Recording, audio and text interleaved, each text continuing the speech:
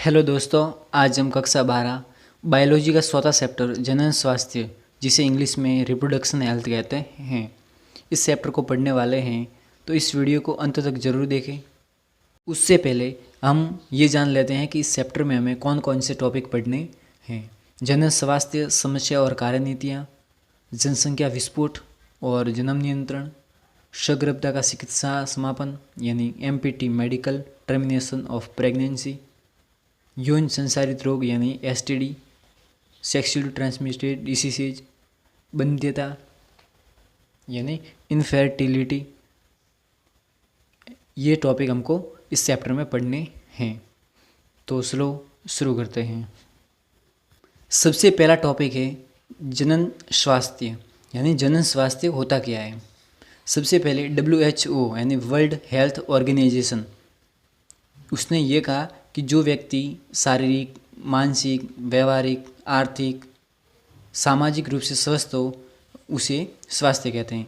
स्वास्थ्य का मतलब ये नहीं कि केवल शरीर से स्वस्थ, उसका मन स्वस्थ होना चाहिए, व्यवहारिक स्वस्थ होना चाहिए, आर्थिक रूप से स्वस्थ होना चाहिए, यानी उसे स्वास्थ्य कहते हैं। यानी जन स्वास्थ्य के अनुसार कि WHO के अनुसार WHO ये कहता है कि जो व्यक्ति शारीरिक, मानसिक, व्यवहारिक, आर्थिक रूप से स्वस्थ है उसे जनन स्वास्थ्य कहते हैं। अगला टॉपिक है परिवार नियोजन कार्यक्रम। भारत सरकार ने जनन स्वास्थ्य जैसे लक्ष्यों को प्राप्त करने हेतु सन 1951 में भारत सरकार ने एक कार्यक्रम चलाया जिसे परिवार नियोजन कार्यक्रम कहा गया। बाद में इसका नाम परिवार नियोजन कार्यक्रम से परिवार कल्याण कार्यक्रम रखा गया। भारत सरकार ने एक और कार्यक्रम चलाया था, उसका नाम था RCH reproduction child care health, जिसे हिंदी में जनन बाल स्वास्थ्य कार्यक्रम कहते हैं।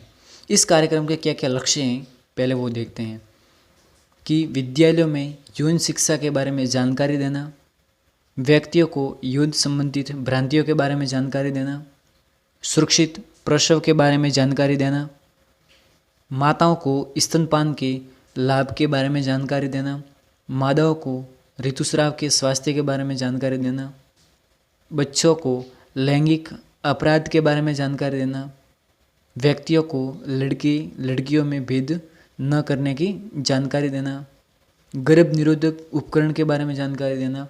ये कुछ लक्ष्य थे जिसके लिए RCS कार्यक्रम चलाया गया। इस कार्यक्रम की शुरुआत है 1997 में की गई थी। अगला टॉपिक है उलवेदन, जिसे इंग्लिश में एमिनियोसेंटिसिस कहते हैं। देखो, गर्भ के चारों ओर पाए जाने वाले द्रव को उलवेदन द्रव कहते हैं। कभी कभी ये भी पूछ लिया जाता है कि उलवेदन द्रव क्या होता है।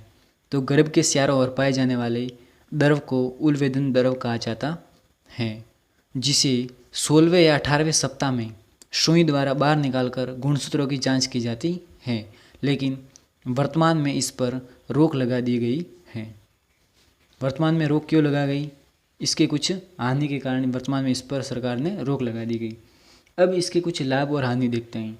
इसके लाभ है कि भ्रूण में गुणसूत्रीय विकारों का पता लगाया जा सकता है, और इसकी हानि है कि इससे कन्या भ्रूण हत्या होती है। जब वर्तमान में इस पर रोक लगा दी गई है, और पहले रोक लगाने का कारण ये था कि कन्या भ्रूण हत्या, पहले लोग गुणसूत्रों की जांच करवाते थे और देखते थे कि जब लड़की हुई तो उसको गर्भ के अंदर ही नष्ट करवा देते थे, इसलिए वर्तमान में इस पर रोक लगा दी गई है। नेक्स्ट टॉपिक है जनसंख्या विस्फोट, यानी जनसंख्या विस्फोट होता क्या है पहले वो देखते हैं कि यानी कम समय में तीव्रता से जनसंख्या का बढ़ना क्या कहलाता है? जनसंख्या विस्फोट। हम उदाहरण देकर समझते हैं कि 1900 में पूरे वर्ल्ड की पॉपुलेशन थी 2 अरब। 2000 में पूरे वर्ल्ड की पॉपुलेशन 6 अरब हो गई, अर्थात 100 वर्षों में पूरे वर्ल्ड की पॉपुलेशन 3 गुना बढ़ गई। 2011 में पूरे वर्ल्ड की पॉपुलेशन 7 अरब, यानी इसलिए जनसंख्या का विस्फोट बढ़ा है। 1947 में भारत की जनसंख्या थी 35 करोड़। 2000 में भारत की जनसंख्या है 102 करोड़, लेकिन 2011 में भारत की जनसंख्या 135 करोड़, यानी भाई भारत भी कहीं पीछे नहीं रहा, भारत भी अपना खूब ग्रो कर रहा है। यानी 2000 से 2011 11 वर्षों में 33 करोड़ जनसंख्या बढ़ गई भारत की। अब देखते हैं कि क्या क्या कारण है जिसके कारण जनसंख्या विस्फोट होता है।